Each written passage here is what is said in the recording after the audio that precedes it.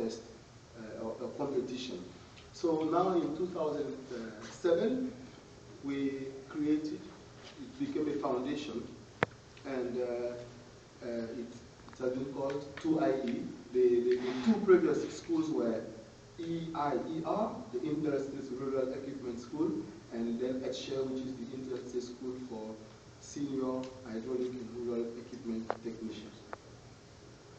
Some figures about the school: we have 2 campuses, more than 1,700 students coming from 24 nationalities. This can give you an idea of how difficult it could be to teach English in this context.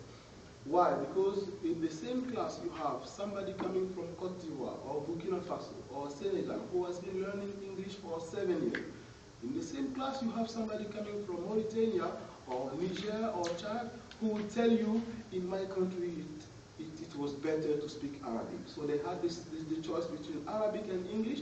They would rather choose Arabic because this is how they can get a better job. We have permanent faculties, but we also have visiting professors and EFL, English language fellows coming to our school. The main areas of training are water, energy, environment, and civil engineering. We also have some modules about mining. You can get a bachelor degree, professional or scientific. If you choose the professional track, you can go find a job directly after 3 years. After the scientific track, you can get a master's degree and possibly later a PhD. Now, English was not taught at this school at the beginning. It's only around 2007, 2008 that they decided to include it in most of the training. The courses were based on classes rather than levels. So the system proved inefficient because you had in the same class, as I said, some people from different countries, and the levels were really not the same, which made it difficult. So some months ago, in December, we tried to implement a new teaching system that was based on proficiency levels rather than on classes.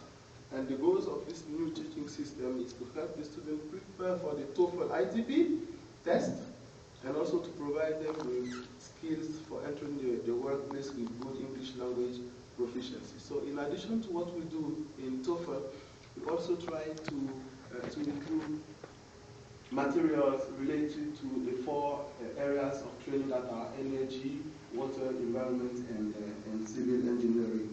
I'm sure you are looking at this 550.